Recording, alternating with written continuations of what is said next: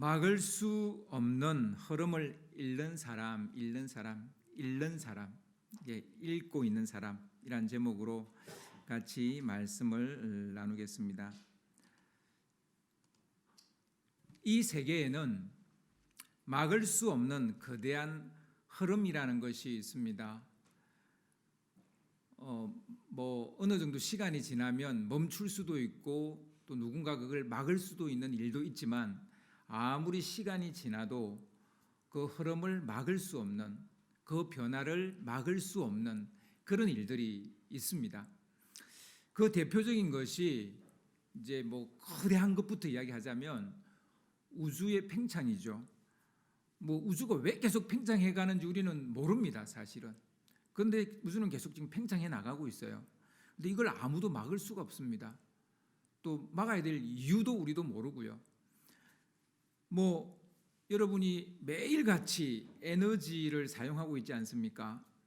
근데 어떤 에너지든 쓰고 나면 그 에너지는 원래 상태로 되돌아가지 않습니다. 돌아갈 수가 없습니다.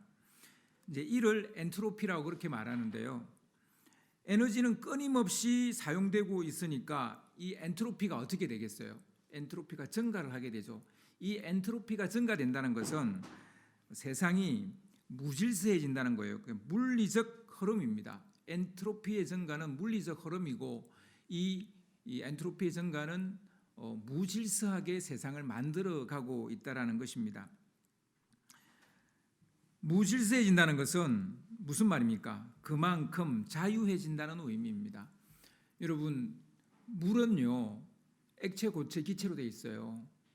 고체일 때가 가장 자유롭지 못합니다. 그리고 액체일 때가 조금 자유로워요. 근데 기체일 때는 완전 자유로워져요. 이게 엔트로피가 증가하면 기체처럼 되어져서 모든 것이 자유로워집니다. 이 말은 무질서해진다고요. 여러분, 기체를 갖다 모아서 이렇게 딱 질서정연하게 줄 세울 수 있습니까? 이게 어려운 거거든요. 근데 얼음은 딱 줄을 세워 놓을 수가 있어요. 이와 같이 세상은 무질서하게 변해가고 있다는 얘기입니다. 우리는 지금 기존 사고방식과 삶의 방식이 급속도로 바뀌고 있는 것을 온몸으로 느끼고 있습니다. 그래서 우리가 흔히 하는 말로 요즘 테스형 세상이 왜 이래 이런 말을 하잖아요. 세상이 왜 이래 할 정도로 너무 급속도로 바뀌고 있어요. 왜 그렇습니까?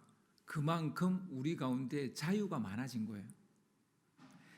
자유가 많아졌다는 것은 자기 하고 싶은 대로 하고 산다는 얘기입니다.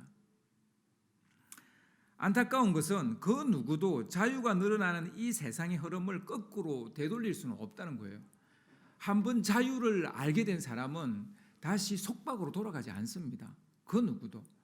그 사이에 약간 이렇게 돌아갔다 왔다 할 수는 있어도 전체적인 흐름은 바꿀 수가 없어요. 문명화도 막을 수 없는 흐름 중에 하나입니다.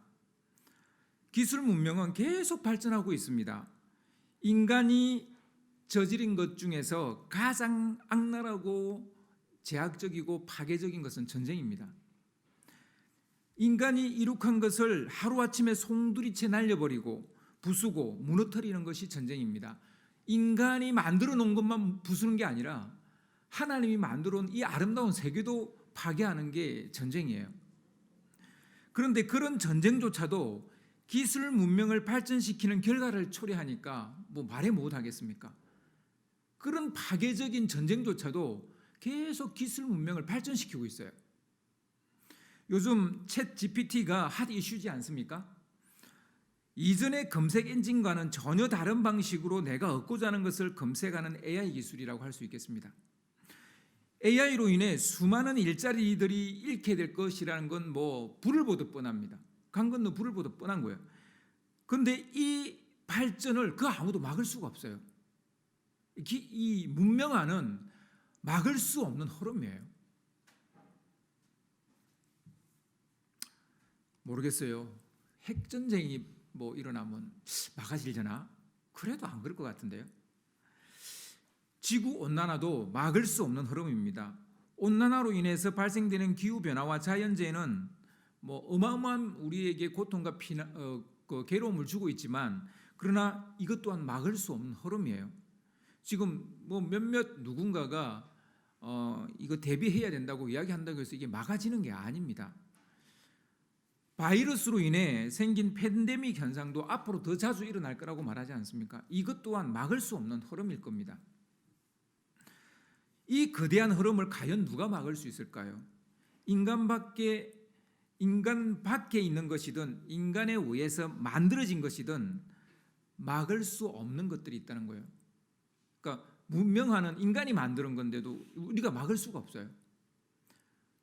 그리고 이 기후 변화도 우리 인간 때문에 생긴 건데 우리가 이거 막을 수가 없어요. 그러나 우주 팽창은 우리가 한 일이 아니에요. 그런데 이거 막을 수 없어요. 인간 안에서 일어난 일이든 인간 밖에서 일어난 일이든 간에 막을 수 없는 일들이 이 세상에는 있다는 거예요. 그 누구도 막을 수 없는 이 거대한 흐름들 중에 오늘 하나를 더 이야기하려고 합니다. 그것은요, 하나님의 구원 계획이라는 겁니다. 하나님의 구원 계획도 그 누구도 막을 수 없는 거예요. 이 세상에 가장 강력한 힘을 가지고 있는 그 누군가도 하나님의 구원 계획은 막을 수가 없어요. 일시적으로 핍박도 있고 환난도 있고 그래서 복음이 뒤로 후퇴하는 것 같고 멈춰 있는 것 같을 수는 있으나 긴 역사 속에서 하나님의 구원 계획을 그 누구도 막을 수 없다라는 거예요. 아담과 하와의 타락 이후로 시작된 하나님의 구원 계획도 멈추지 않고 계속 흐르고 있는 겁니다. 그런데 이 하나님의 구원 계획 중에 하나님의 이 구원 계획대로 모든 게 흘러가고 있는데 그 구원 계획의 흐름 속에서 우리가 눈여겨볼 것이 있는데 구원 계획의 일대 대전환이 일어납니다. 대전환이 획기적인 변화가 일어나게 됩니다. 일종의 전환점이라고도 할 수 있고 분기점이라고도 할 수 있고 터닝 포인트라고도 할 수 있는 그런 사건이 일어났어요. 여러분 이미 이제 예상을 하셨겠지만 그 분기점이 바로 하나님의 아들 예수 그리스도이십니다. 예수님이 이 구원 계획 속에 등판이 된 거예요. 물론 예수님 자신이 자발적으로 오신 것이지만 하나님이 보내신 것이기도 합니다. 예수님의 등판은 예견된 겁니다. 예언된 거예요. 하나님의 구원 계획 속에 이미 있었으니까요. 예수님의 등판은 완전하고 영원한 하나님의 구원을 이루고자 하는 하나님의 완벽한 기획이에요. 기획. 완전한 승리를 가져다 줄 구원 투수와도 같았습니다. 또한 하나님의 마지막 히든 카드이기도 했습니다. 그런데 이 사실을 받아들이지 않으려고 하는 사람들이 있었다는 거예요. 하나님의 구원 계획은 그 흐름은 그 구원 계획의 그 변화는 그 누구도 바꿀 수가 없는 건데 이거를 받아들이지 않으려고 하는 사람들이 있었다는 거예요. 받아들이지 않았을 뿐만 아니라 이것을 가로막고 저지하려고 하는 사람들이 있었다는 겁니다. 되지도 않을 옛 방식만 고집하는 자들이죠. 세상을 다스리고 역사의 주관자 되시는 하나님의 플랜을 읽지 못한 사람들이죠. 이건 하나님의 플랜 속에 있는 거였는데 아니야, 이 플랜은 아니야, 이전 게 맞아 라고 말하는 사람들. 하나님의 플랜이 바뀌었는데도 옛것이 옳다고 생각하는 사람들, 그리고 그들은 옛것을 지키는 것이 진실한 신앙인이라고 진짜 신앙이라고 착각을 하고 있었습니다. 막으려고 하는 사람들, 그들이 누구입니까? 누구예요? 당시 종교 지도자들입니다. 종교적인 기득권을 가지고 있던 사람들인데요. 사도행전 4장 1절부터 3절 말씀을 좀 띄워주시기 바랍니다. 사도행전 4장 1절 3절 말씀을 보면 사도들이 백성에게 말할 때에 제사장들과 성전 맡은 자와 사두개인이 이르러 예수 안에 죽은 자의 부활이 있다고 백성을 가르치고 전함을 싫어하여 그들을 잡음에 날이 이미 저물었으므로 이튿날까지 가두었으나, 예수를 따르고 전하는 사도들을 가로막은 사람들은 제사장들과 성전 맡은 자와 사두개인들입니다. 즉 하나님의 구원 계획, 도도한 이 구원 계획의 흐름을 저지하려고 하는 사람, 막으려고 했던 사람, 그들은 하나님을 소위 잘 믿는 사람들, 제사장과 성전 맡은 자와 그리고 사두개인들, 이들이 바로 일전에 예수님의 등판을 가로막고 십자가에 못 박아 죽인 사람들이기도 합니다. 그런데 그의 제자들이 또다시 역사 속에 등판하니까 이들을 또 저지하려고 하는 거죠. 오늘 말씀 사도행전 4장 5절을 보니까 이들 말고 또 다른 종교 지도자들도 있었습니다.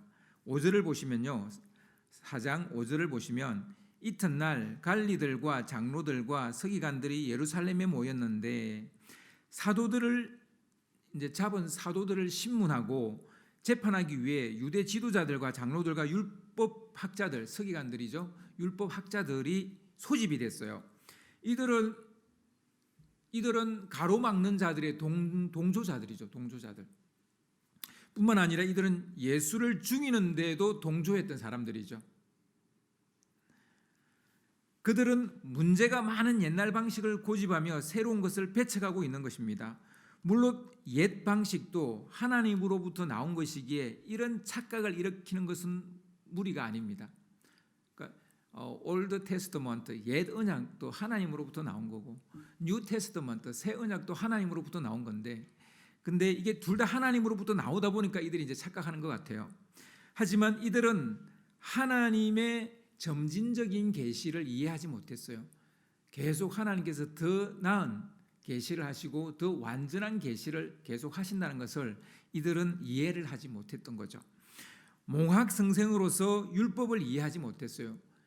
율법은 몽학성생인데 진짜를 위해서 진짜 나오는 그 주인을 위해서 몽학성생이 자녀를 이렇게 양육하는 거였는데 실제가 나타났는데도, 즉 예수님 하나님의 아들이 이 땅에 오셨는데도 이것을 받아들이지 않는 자들이죠. 옛 언약이 새 언약을 위한 그림자였다는 것을 그들은 알지 못했어요. 그림자가 자꾸 실체인 줄로 알고 있는 거죠. 여러분, 그 유명한 동굴의 비유가 그겁니다. 동굴 안을 바라보고 있는 사람은 동굴 밖에서 빛이 들어오는데 그 동굴 밖으로 누가 지나가다 보면 그 그림자가 이렇게 싹 지나갈 거 아니에요. 근데 그 그림자를 보고 그게 전부인 양 생각하는 거죠. 근데 그거는 그림자일 뿐이죠. 실제로 지나간 것은 존재하는 거죠. 그 그림자가 진짜인 줄 알고 실체를 자꾸 부인하는 사람들, 뭐 이런 사람들이죠. 우리가 잘 빠질 수 있는 오류 중에 하나입니다.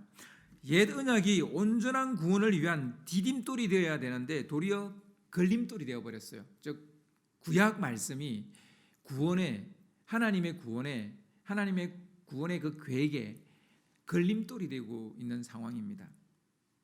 당시 종교 지도자들이 옛것을 지키려고 하는 데는 그만한 이유가 있었습니다. 그래야만 그들이 가지고 있는 기득권을 잃지 않기 때문이에요. 지금 이 새 것을 받아들이면 자기들의 종교적 기득권 굉장히 컸던 것 같아요. 그것을 잃어버리기 때문에 그래서 옛것을 고집하는 부분이 있었던 것입니다. 그들의 눈을 멀게 한 것이 무엇이든지 간에 그들은 새로운 구원 계획을 받아들일 마음이 털 것만큼도 없었던 것입니다. 오늘 말씀해 보니까 사도들이 예수의 부활을 전하니까 베드로와 요한을 아예 붙잡아다가 가두어 버렸습니다. 이것이 기독교 역사상 첫 번째 겪는 그런 핍박이고 부딪힌 반대 사건입니다. 예수님이 핍박받은 것은 이제 아직 교회의 시작은 아니고요. 이제 사도들로부터 교회가 시작되는데 교회의 역사에서는 이것이 첫 번째 핍박이고 반대의 부딪힘이었다는 것입니다. 그들은 예수를 죽임으로 예수 운동의 숨통을 아예 끊어버렸다고 생각했어요. 저 예수만 죽이면 이 예수 운동은 이제 완전히 소멸되겠지 이렇게 생각을 했어요. 그들은 그렇게 하면 예수를 따르는 자들이 자연 소멸될 것이라고 생각했습니다. 그러나 그것은 그들의 심각한 시대착오였고 지독한 오판이었습니다. 그의 제자들은 분연히 일어나서 예수의 제자들은 분연히 일어나서 예수의 이름을 전하고 더 나아가 그가 다시 살아나셨다라고 전하기 시작했던 겁니다. 종교 지도자들의 입장에서 볼 때는 기절초풍할 일이죠. 예수만 죽이면 다 끝날 거라고 생각했는데 도리어 그 제자들이 다시 컴백한 거예요. 그들은 다시 예수 운동을 막고자 모였습니다. 또 일어나니까 또 막고자 모였어요. 회의를 열었습니다. 그리고 저들을 제거할 국리를 짜냈습니다. 그러나 사도들은 더 강력한 모습으로 돌아왔어요. 베드로와 요한을 신문하는 장면을 보면 예수의 제자들은 더 강력한 모습으로 돌아왔다는 것을 우리가 쉽게 알 수 있는데요. 사도행전 4장 8절에서 10절 말씀을 좀 띄워주시기를 바랍니다. 이에 베드로가 성령이 충만하여 이르되 백성의 관리들과 장로들아, 만일 병자에게 행한 착한 일에 대하여 이 사람이 어떻게 구원을 받았느냐고 오늘 우리에게 질문한다면 너희와 모든 이스라엘 백성들은 알라. 너희가 십자가에 못 박고 하나님이 죽은 자 가운데서 살리신 나사렛 예수 그리스도의 이름으로 이 사람이 건강하게 되어 너희 앞에 섰느니라. 예수를 붙잡아 신문하고 채찍질하고 십자가에 못 박아 죽였을 때 그 제자들은 뿔뿔이 흩어져서 소멸된 줄 알았는데요. 그게 아니었어요. 너무나도 당당한 모습으로 그들은 컴백한 거예요. 베드로는 자기를 신문하는 종교 지도자들에게 너희가 예수를 십자가에 못 박았다는 이야기, 그리고 하나님이 너희들이 죽은 그를 다시 살렸다라는 이 팩트를 인정사정 없이 그대로 날려버립니다. 이 팩트를 날려버리죠. 눈치 보지 않았습니다. 두려워하지 않습니다. 주저하지 않습니다. 누가 누구를 신문하는지 알 수 없을 정도로 베드로와 요한은 당당하게 컴백을 한 거예요. 사도들은 이전과 전혀 다른 사람이 되어져서 다시 나타난 겁니다. 몰라보게 강력해졌다는 것을 우리가 알 수 있습니다. 사실 지식 면에서도 그렇습니다. 그러니까 어떤 담대함 이런 것뿐만 아니라 지식도 이전과 달라졌다는 것을 알 수 있습니다. 오늘 말씀 13절을 보면, 오늘 읽었던 본문 13절을 보면 베드로와 요한이 본래 배운 곳이 없는 천한 사람이었습니다. 갈릴리 어부였죠. 뭐 태어날 때부터 그냥 물고기만 잡는, 뭘 배우지 않은 사람들이죠. 그리고 얼마 전까지만 해도 그들은 권력의 눈을 피해 숨어 지내던 사람들이었습니다. 그런데 이렇게 자신 있게 말하는 것을 보고 종교 지도자들이 깜짝 놀란 거예요. 도리어 신문하던 종교 지도자들이 말문이 막혀버렸습니다. 그들은 어쩔 수 없이 베드로와 요한을 워해에서 나가게 한 다음에 그들과 대화를 해서 이길 수가 없는 거예요. 그러니까 그들을 좀 이 워해에서 나가게 하고 자기네끼리 모여서 대책을 의논을 합니다. 이를 어떻게 하면 좋을까? 그만큼 지금 베드로와 요한을 상대하기가 버겁다는 것을 말해주고 있는 거죠. 상대하기 어려운 거예요. 저 사람들은 어떻게 하면 좋겠습니까? 저 사람들이 놀라운 기적을 나타냈는데 사실은 이것을 예루살렘 사람 중에서 모르는 사람이 없습니다. 다 아는 사실이 됐어요. 우리가 무슨 수로 이것을 부정할 수 있겠습니까? 자기들이 봐도 이걸 부정할 수 없다는 얘기죠. 지금 저들을 따르는 무리의 수가 5,000명이나 됩니다. 베드로의 두 번의 설교에 의해서 5,000명이나 다시 예수를 믿겠다고 나오게 된 거예요. 잘못 건드렸다가는 폭동이 일어나게 될 것은 뻔한 일이죠. 그때 당시 종교 지도자들은 정치인이나 거의 뭐 마찬가지였기 때문에 이 정치인들은 뭐 이런 거에 아주 민감하지 않습니까? 그래서 막 하루아침에 손바닥 뒤집듯이 막 말도 바꾸고 막 그러죠. 여론이 안 좋아진다 싶으면, 그죠? 지지도가 조금만 내려간다 싶으면 말 바꾸는 게 정치인입니다. 지금 이들도 마찬가지예요. 제일 무서운 게 이제 이 폭동이 일어날 것이 제일 무서운 겁니다. 이들을 이대로 그냥 둘 수 없는 노릇이었습니다. 사도들을 죽일 수도 없고 그렇다고 이대로 둘 수도 없는 노릇이었습니다. 결국 그들이 내놓은 대책은 겁주고 경고하는 수준이었습니다. 그래서 이 일이 사람들에게 더 퍼져나가지 않게 해야 되니까 이들을 불러서 예수의 이름을 더 이상 말하지 마라, 그렇게 단단히 경고하고 내보내버립니다. 그들은 두 사도를 다시 불러들여서 예수 이름으로 절대 이제 어떤 것도 말하지 마라, 뭐 이렇게 이제 경고한 거죠. 그러자 베드로와 요한은 그들에게 뼈 때리는 이야기를 합니다. 우리가 하나님의 말씀보다 당신들의 말을 듣는 것이 하나님 보시기에 옳은 일이겠는지 한번 판단해 보세요. 좀 뭔가 무마시키고 내보내려고 했는데 더 날카로운 말로 공격을 해옵니다. 우리는 보고 들은 것을 말하지 않을 수 없습니다. 이렇게 말해버리는 거예요.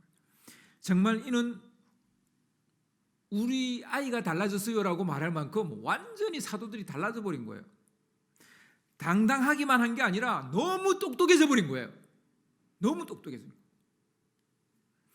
그들은 두 사도를 처벌할 도리가 없어서 그냥 진짜 빈말로 예수 이름 정하지 마. 그러고 그냥 내보낸 거예요.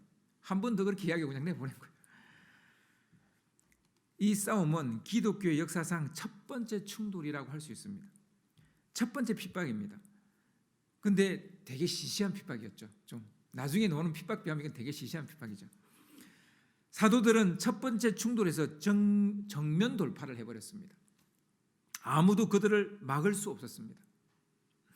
그들을 막을 수 없었던 것은 그들에게는 세 가지의 무기가 있었기 때문입니다. 그 첫 번째 무기는 성령 충만입니다. 사도행전 4장 7절에서 8절을 보면 사도행전 4장 7절에서 8절을 보면 좀 띄워주시기 바랍니다. 사도들을 가운데 세우고 묻되 너희가 무슨 권세와 누구의 이름으로 이 일을 행하였느냐라고 이제 그들이 신문을 했죠. 이에 베드로가 대답을 했는데 성령이 충만해서 이렇게 대답을 했어요. 백성의 관리들과 장로들아 그러면서 막 말을 했어요. 대답을 했어요. 그 대답은 우리가 조금 전에 이야기했고요. 여기서 성령이 충만해서 말했다는 거예요. 성령이 충만해서. 그러니까 어떻게 이들이 이렇게 강력하게 돌파할 수 있었는가? 이 막을 수 없는 이 흐름을 계속 이어갈 수 있었는가? 그것은 성령 충만했기 때문이라는 거예요. 사도들의 당당함과 자신감은 성령이 충만했기 때문입니다. 우리가 성령 충만해야 될 이유가 바로 여기에 있습니다. 여러분, 장애물이 없는 길이 있습니까? 인생길에 장애물이 없는 그런 인생길이 있습니까? 무엇을 해도 아무리 쉬운 일도요 다 걸림돌이 있게 마련입니다. 무언가를 하려면 가로막고 저지하는 사람들 항상 있게 마련입니다. 뭐 나만 겪는 고난이라고요? 아닙니다. 모든 사람들이 겪습니다. 누구나 사는 것은 힘듭니다. 다만 그것을 뚫고 나가는 사람과 뚫지 못하는 사람이 있을 뿐이에요. 그러니까 뚫고 나간 사람은 마치 고난이 없었던 것처럼 생각하는데 절대 그렇지 않습니다. 뚫고 나간 거고요. 그리고 고난이 있다라고 생각하는 사람은 그것을 뚫지 못하고 넘어졌기 때문에 자기는 고난이 있다라고 생각하는 거예요. 그렇지 않아요. 모두 다 인생은 다 장애물이 있고 걸림돌이 있어요. 고난이 있어요. 근데 그것을 뚫은 사람과 뚫지 못한 사람이 있는 거죠. 근데 성령 충만해지면 이것을 뚫고 나가는 사람이 된다는 거예요. 장벽이나 난간을 뚫고 나가려면 그럴 힘이 필요합니다. 그렇잖아요. 바로 그 힘을 누가 주느냐? 성령님이 주시는 거예요. 그래서 성령 충만은 바로 돌파력이라고 말할 수 있습니다. 그래서 여러분, 우리 앞에 어떤 난간이 있습니까? 어떤 장애물이 있습니까? 어떤 장벽이 있습니까? 성령 충만해야 그것을 뚫고 나갈 수 있습니다. 돌파를 가능케 하는 두 번째 무기는 산정인이 되는 것입니다. 사도행전 4장 14절 16절 오늘 읽었던 말씀인데요. 먼저 14절을 보겠습니다. 또 병나은 사람이 그들과 함께 서 있는 것을 보고 비난할 말이 없는지라. 16절을 보겠습니다. 이 사람들을 어떻게 할까? 그들로 말미암아 유명한 표적 나타난 것이 예루살렘에 사는 모든 사람에게 알려졌으니 우리도 부인할 수 없는지라. 지금 그 종교 지도자들이 하는 말이에요. 병나은 사람이 지금 이 두 사도들 옆에 딱 서 있는데 우리가 무슨 말로 저를 판단하고 비난할 수 있겠냐? 지금 병나은 사람이 그 안전뱅이가 일어서서 그 옆에 서 있는데 우리가 무슨 말로 저를 비난할 수 있겠느냐는 거예요. 유명한 표적이 나타났는데 예루살렘에 사는 모든 사람들이 다 알고 있는데 우리가 이 사건을 어떻게 부인할 수 있겠느냐라는 거예요. 이 종교 지도자들이 하는 얘기예요. 자기들끼리 하는 얘기. 베드로와 요한 곁에 누가 서 있었습니까? 안전뱅이가 있어요.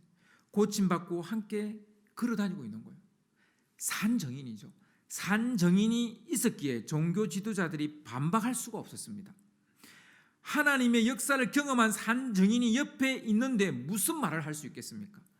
사도들도 예수님의 산정인이기도 하죠. 예수님 본인들이 산정인이기도 하죠. 그런데 지금 이 사도들 옆에 바로 또 산정인이 하나 더 있는 거예요. 안전뱅이, 일어선 안전뱅이.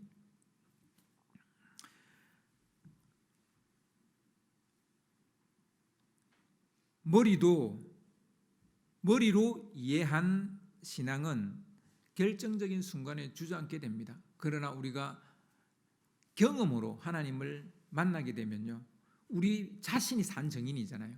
우리 자신이 산정인일 때 우리는 이런 돌파할 수 있는 힘을 가지게 됩니다.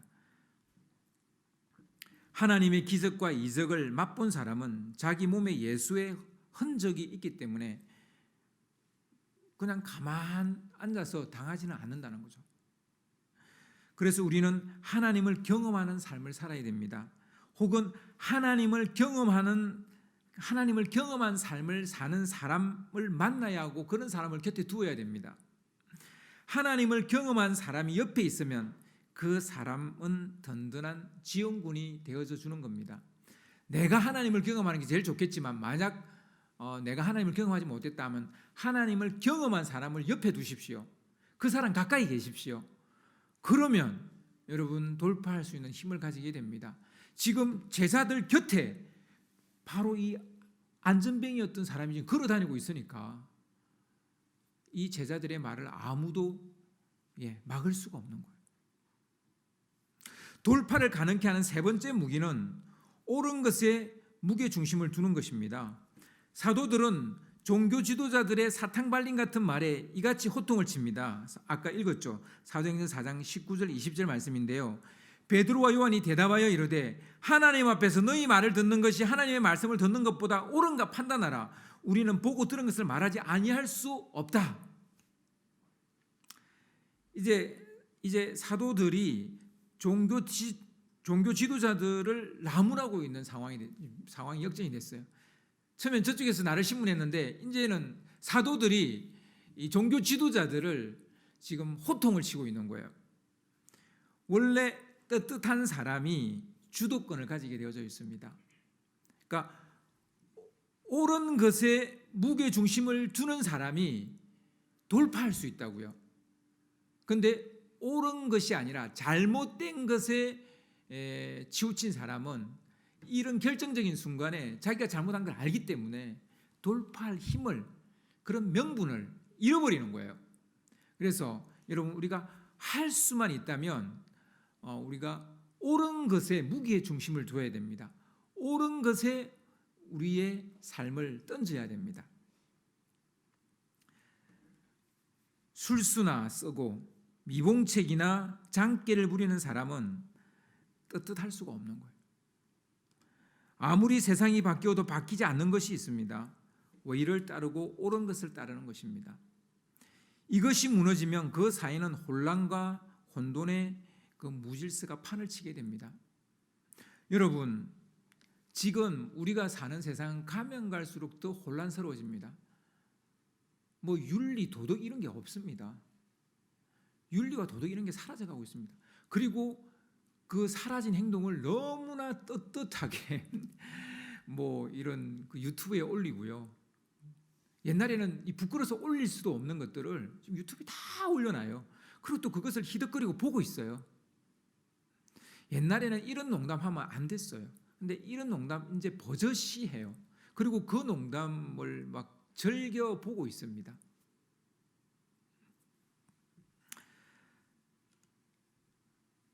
우리의 사회가 이렇게 무질서해지는 것은 의를 따르고 옳은 것을 따르지 않기 때문에, 의를 따르지 않고 옳은 것을 따르지 않기 때문에. 여러분은 무엇에 무게 중심을 두고 살고 있습니까? 여러분, 무게 중심을 옳은 것에 두는 사람만이 떳떳할 수 있고 당당할 수 있습니다. 돌파를 가능케 하는 마지막 무기는요, 막을 수 없는 흐름을 잃는 눈을 가진 사람입니다. 이것은 막을 수 없는 흐름이구나, 막을 수 없는 변화구나라는 그런 눈을 가진 사람, 그 사람이 돌파할 수 있다는 얘기입니다. 베드로와 요한은 하나님께서 예수님을 통해 새로운 구원의 길을 열었다라는 것을 알고 있었습니다. 이것이 하나님의 구원 계기고, 지금은 이미 새로운 이것이 물결이 되어졌고, 그리고 이것은 끊기지 않을 것이라는 것을 베드로와 요한은 알고 있었다는 거예요. 그러니까 끝까지 견뎌낼 수 있는 거예요. 결국은 이렇게 될 거라는 거예요. 결국은 유대인들도 예수를 믿게 될 거라는 거예요. 그게 언제가 될지 모르겠지만 그 유대인들이 예수님을 메시아로 인정하는 순간 이제 세상의 끝이 오겠죠. 그것이 지금 베드로가 막을 수 없는 흐름을 볼 수 있는, 읽을 수 있는 눈을 가진 거인 거죠. 제가 미스터 선샤인이라는 드라마를 본 적이 있습니다. 뭐 보신 분 계십니까? 이 드라마 보신 분 계십니까? 또 워낙 사랑받은 드라마인데 여러분 안 보셨군요. 19세기와 20세기 초반에 조선이 열강의 각축장이 되고, 그리고 서서히 망해가는 것을 그리고 있는 드라마입니다. 일본이 조선에 들어와서 하나씩 간섭하며 야금야금 조선을 강탈해가는 그런 내용들이 담겨져 있어요. 조선 정부는 이를 막기 위해 발부둥을 치지만 세계의 정세와 변화를 잃지 못하고 계속 뒷북만 치죠.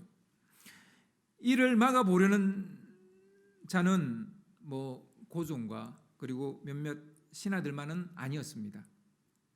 월병들이 일어나지만 거세게 몰아치는 일본의 식민지화를 막아내지 못합니다. 결국은 강제적으로 일본과 합병이 되어지는, 우리가 잘 알고 있는 우리의 근대사입니다. 막아보려는 자보다 친일파가 더 우세했기 때문에 결국은 우리를 잃어버리게 되죠. 조국을 잃어버리게 되죠.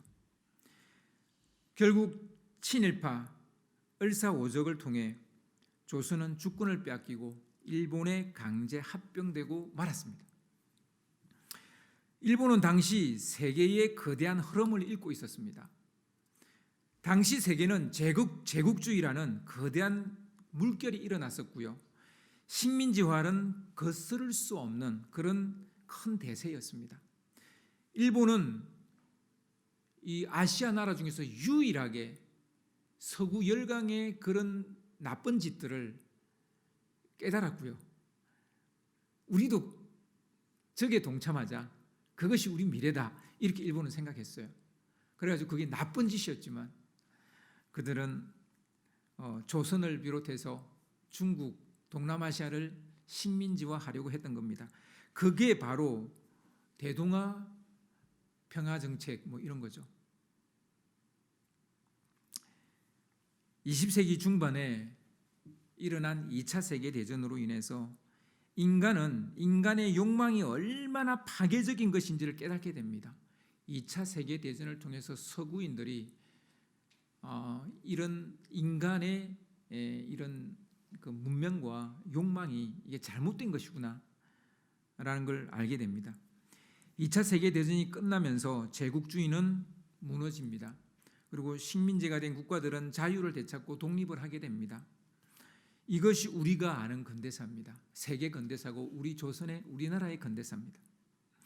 식민지화가 과연 거스를 수 없는 흐름이었을까요? 친일파였던 사람들이 과연 막을 수 없는 흐름을 읽은 자들이라고 말할 수 있을까요? 근데 2차 세계대전이 아니라고 말을 해버린 거예요. 2차 세계대전이 이거는 언젠가는 끝날 흐름이라는 거예요. 아무도 막을 수 없는 흐름이 아니라 이거는 언젠가는 종지부를 찍을 흐름이라는 거예요. 그거를 2차 세계대전이 우리한테 말해준 거예요. 참 웃기죠. 식민지화도 나쁘고 전쟁도 나쁜 건데 그 나쁜 전쟁이 그 식민지화가 잘못됐다는 걸 말해줬다라는 거, 이게 역사입니다.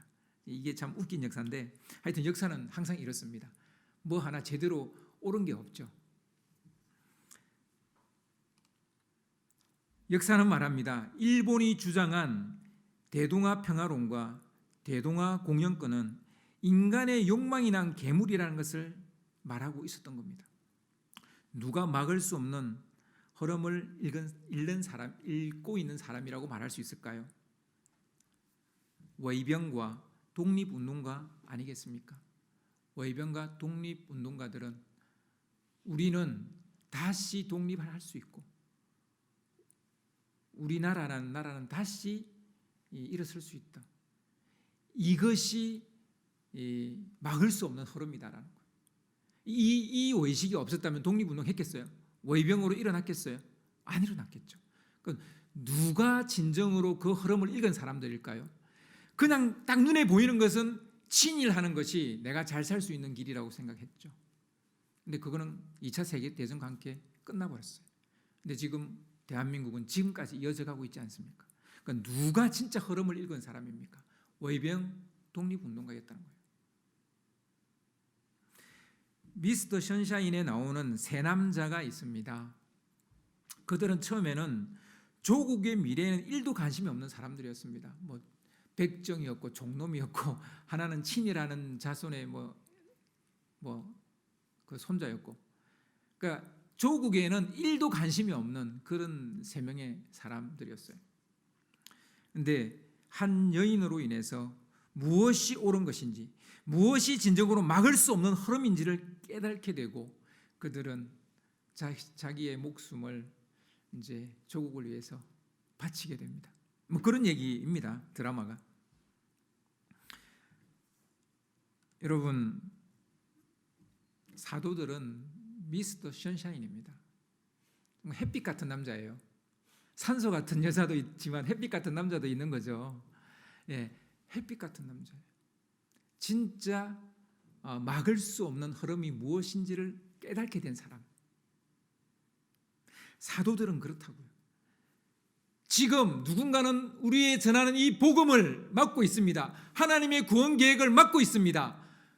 그러나 이것은 아무도 막을 수 없는 일이라는 것을 사도들은 알고 있었던 것입니다. 비록 예수를 전하다가 잡히기도 하고 갇히기도 하고 나중에는 고난을 당하기도 하고 죽기도 하지만 이건 아무도 막을 수 없는 흐름인 겁니다. 2000년의 역사 속에 계속 도도하게 복음은 전파되었고 지금 우리도 그 복음을 듣게 돼서 믿고 있는 거 아니겠습니까?